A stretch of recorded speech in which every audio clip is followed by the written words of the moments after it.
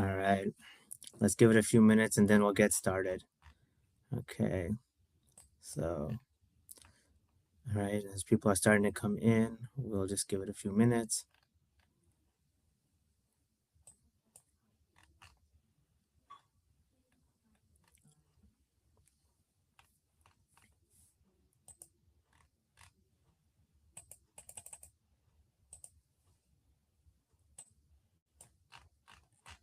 Okay, we're just waiting for the Facebook Live to go, so I think we should be there. Hold on, just give it a minute and then we should be able to go live. So just hold on. Let's see.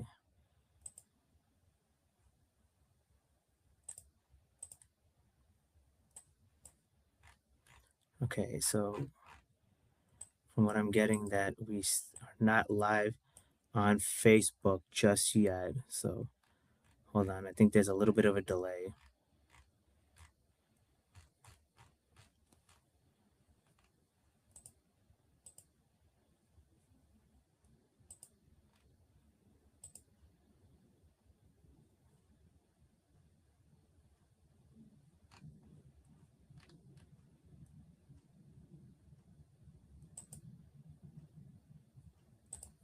Okay.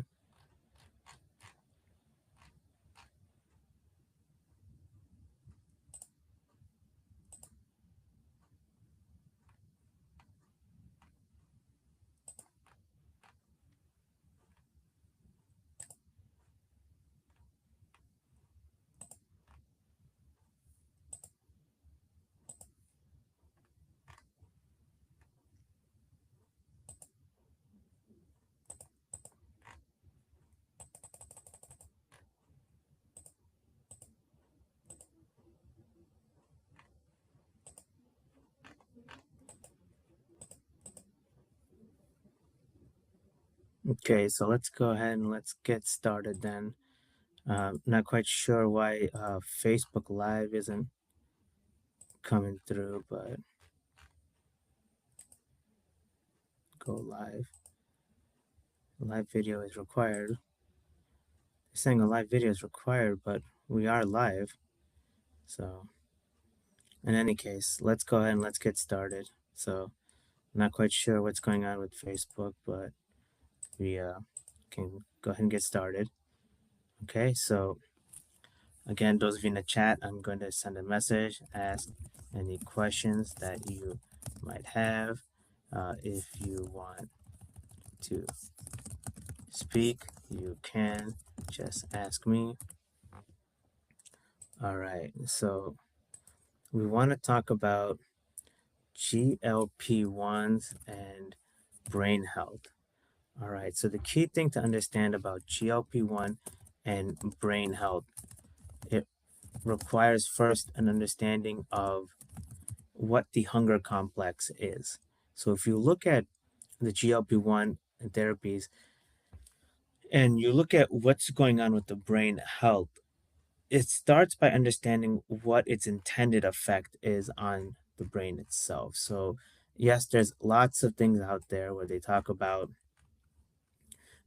reducing brain fog, helping with Alzheimer's, insulin resistance, cognitive decline, all that fun stuff. But the key thing to understand is that the GLP-1 medications themselves help with the hunger complex itself. So, how does the GLP-1s help with the hunger complex? Let's start with that.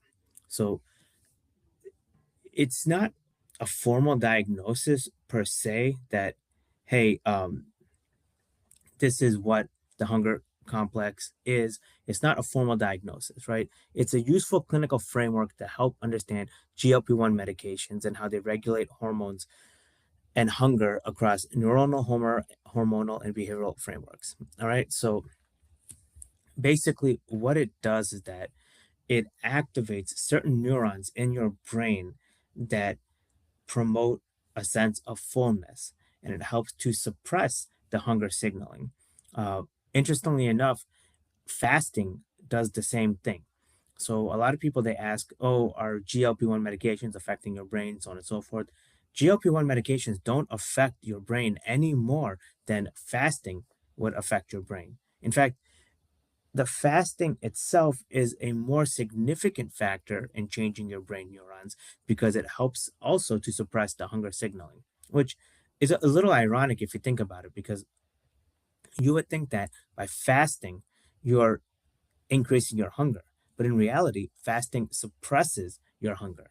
Now, why is that case? It's the case because the GLP-1s and the fasting modulate the dopamine pathways. As I said before, and I continue to say, food is dopamine. All right. So you no longer get the food reward. So the cravings that come from the food reward is gone. So the key thing is like this: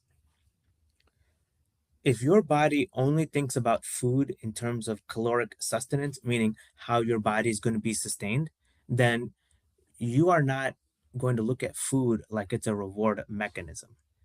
And that's critical, because if you stop to look at food as a reward mechanism and focus on food solely from the perspective of, hey, how is this helping me with my energy levels, helping me with sustenance, then you really see the value in what the GLP-1 medications provide, because it takes away from the actual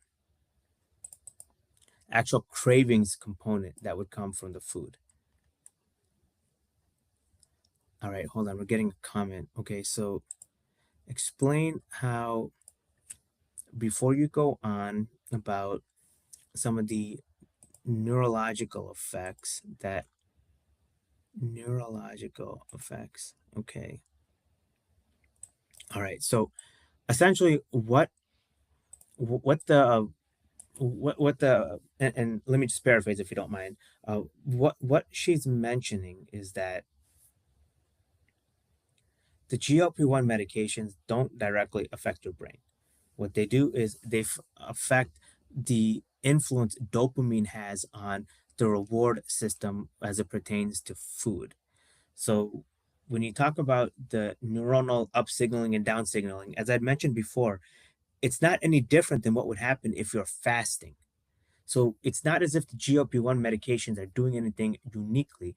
They're simply adjusting the relationship between food, dopamine, and your body. And that's important to understand, because you are changing your metabolic system. And as you change your metabolic system, what happens is your relationship with food changes. And I think that's the key thing that you really need to understand. Okay, go ahead. All right, next question.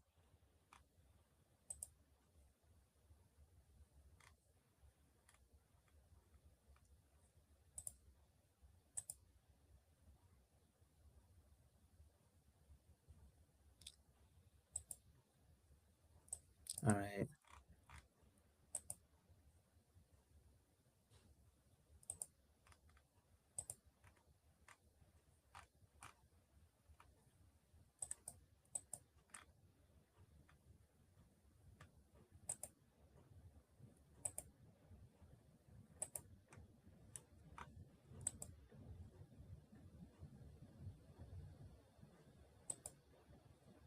Okay.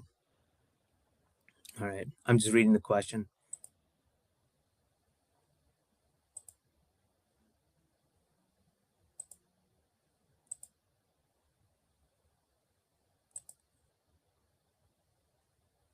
Okay. All right. So this is a little bit of a complicated question. So let's put it all together. The GLP-1 hunger complex. All right. Neuronal appetite signaling reset. The same thing that would happen is if your body's fasting. Gastrointestinal. You have a change in the rate of the gastric motility that then increases the time in which your body digests, so you're more full. Metabolic, your body has more energy. As a result of the delay in the gastric motility, you have more food available per gram of food in terms of caloric intake. Behavioral, you now have reduced the reward driven eating. And that's why GLP-1s outperform traditional diets because they act on multiple nodes simultaneously. So, could you do all of this on your own via fasting? Essentially, is the general gist of your question. Yes, you could. The amount of friction and willpower that it would take is quite significant. So, for those who see the GLP-1s as quote unquote cheating, what you really need to understand is that it's simply reducing the frictional forces that would be involved with making those behavioral and neuronal and gastrointestinal changes in your overall dietary strategy. So let's frame this in this way. GLP-1 therapy doesn't eliminate hunger. It doesn't change your brain to think, "Oh, I'm not hungry anymore." It recalibrates the hunger complex to stop thinking about food as a reward, and it takes away the dopamine element to the overall consumption of food. And so what you would see then is a a model in which you have this hunger complex that is devoid of the dopaminergic components. And I think that's very critical. You're welcome. Thank you. All right. Well, that was quick. I'm glad I was able to answer all the questions that you've had. Um, all right. If that is all, then I will see you guys next week. Thank you.